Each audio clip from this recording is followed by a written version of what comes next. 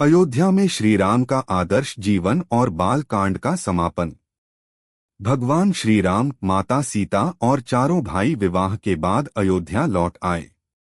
पूरी अयोध्या नगरी दीपों से जगमगा उठी थी। हर घर में उत्सव मनाया जा रहा था। लोग अपने प्रिय राजकुमारों और नई रानियों को देखने के लिए सड़कों पर खड़े थे। स्त्रियां मंगल गीत गा रही थीं। बच्चे खुशी से नाच रहे थे। जब राम और सीता राजमहल पहुंचे, तब माता कौशल्या ने आरती उतारी। उनकी आंखों में खुशी के आंसू थे। उन्होंने सीता को गले लगाकर कहा, बेटी, आज से यह घर तुम्हारा है। कैकेयी और सुमित्रा ने भी चारों बहुओं का प्रेम से स्वागत किया। पूरा राजमहल आनंद और प्रेम से भर गया। धीरे धीरे अयोध्या में सब सामान्य होने लगा। लेकिन अब महल का वातावरण पहले से अधिक सुखमय था। जहां राम जाते, वहां शांति और आनंद फैल जाता। भगवान राम का स्वभाव अत्यंत विनम्र था। वे कभी अपने राजकुमार होने का घमंड नहीं करते थे। वे महल के सेवकों से भी प्रेम से बात करते थे।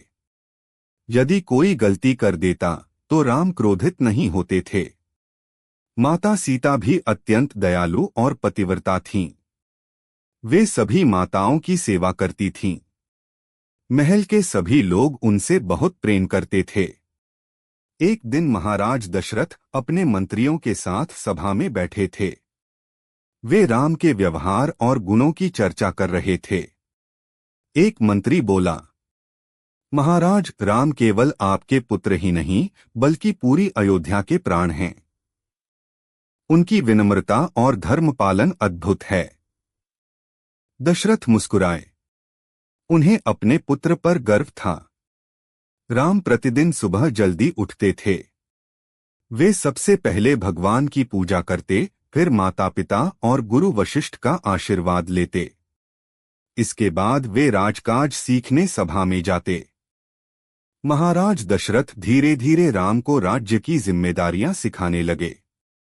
राम बहुत ध्यान से सब सीखते थे। वे प्रजा की समस्याएं सुनते और उनका समाधान करते। यदि किसी गरीब या दुखी व्यक्ति को सहायता चाहिए होती, तो राम तुरंत उसकी मदद करते थे।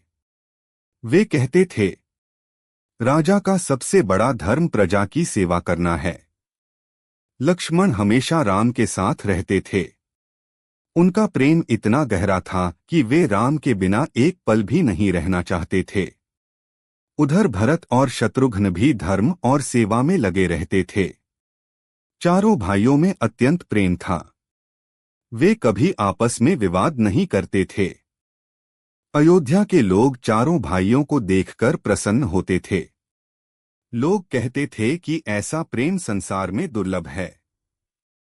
कुछ समय बाद गुरु वशिष्ठ ने चारों भाइयों को धर्म और जीवन की गहरी शिक्षा दी। उन्होंने कहा, जीवन में सबसे बड़ा धन सत्य और विनम्रता है। जो व्यक्ति अहंकार करता है, उसका पतन निश्चित है। राम ने हाथ जोड़कर कहा, गुरुदेव, मैं सदैव आपके उपदेशों का पालन करूंगा। गुरु वशिष्ठ राम की बात सुनकर प्रसन्न हुए।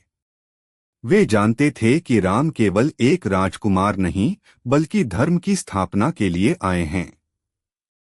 एक दिन राम महल के बगीचे में बैठे थे। वहां अनेक पक्षी चहचहा रहे थे। तभी सीता वहां आईं। सीता ने मुस्कुराकर पूछा, प्रभु, आप क्या सोच रहे हैं? राम बोले, मैं सोच रहा हूं कि संसार में सबसे बड़ा सुख क्या है। सीता ने कहा, शायद धन और वैभव। राम मुस्कुराए और बोले, नहीं सीते, सबसे बड़ा सुख धर्म और संतोष में है। जिसके मन में संतोष है, वही सच्चा सुखी है। सीता राम की बातें सुनकर प्रसन्न हुईं। वे समझ गईं कि राम केवल वीर ही नहीं, बल्कि महान ज्ञानी भी हैं। धीरे धीरे राम की प्रसिद्धि चारों दिशाओं में फैलने लगी। ऋषिमुनि और साधु अयोध्या आकर राम की प्रशंसा करते थे। एक दिन नारद मुनि अयोध्या पहुंचे। वे भगवान विष्णु के महान भक्त थे। उन्होंने राम को देखकर प्रणाम किया और बोले, हे राम, आपका जीवन संसार के लिए आदर्श बनेगा। आने वाले समय में लोग आपको मर्यादा पुरुषोत्तम कहेंगे। राम ने विनम्रता से कहा, मुनिवर, मैं तो केवल अपने कर्तव्य का पालन कर रहा हूं। नारद मुनि मुस्कुराए।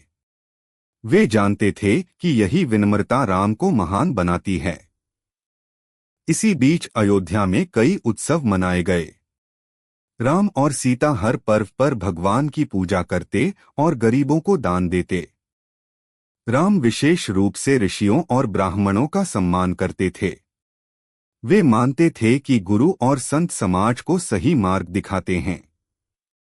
एक दिन एक वृद्ध व्यक्ति राजसभा में आया। वह बहुत गरीब था और दुखी दिखाई दे रहा था। राम ने उससे पूछा, बाबा, आपको क्या कष्ट है? वृद्ध बोला, प्रभु, मेरे पास रहने के लिए घर नहीं है। राम ने तुरंत उसकी सहायता करने का आदेश दिया। वृद्ध की आंखों में खुशी के आंसू आ गए। अयोध्या की प्रजा राम को भगवान के समान मानने लगी। लोग कहते थे कि जब राम राजा बनेंगे तब संसार में केवल सुख और धर्म होगा। उधर महाराज दशरथ भी अब वृद्ध होने लगे थे। वे अक्सर सोचते थे कि राम अब राज्य संभालने योग्य हो गए हैं। लेकिन भगवान की लीला अभी आगे बढ़नी थी। बाल कांड के अंत में ऋषिमुनि भगवान राम की महिमा का वर्णन करते हैं। वे कहते हैं कि राम केवल अयोध्या के राजकुमार नहीं, बल्कि धर्म और सत्य के प्रतीक हैं। बाल कांड हमें अनेक महान शिक्षाएं देता है। माता पिता और गुरु का सम्मान करना चाहिए। सत्य और धर्म का मार्ग कभी नहीं छोड़ना चाहिए।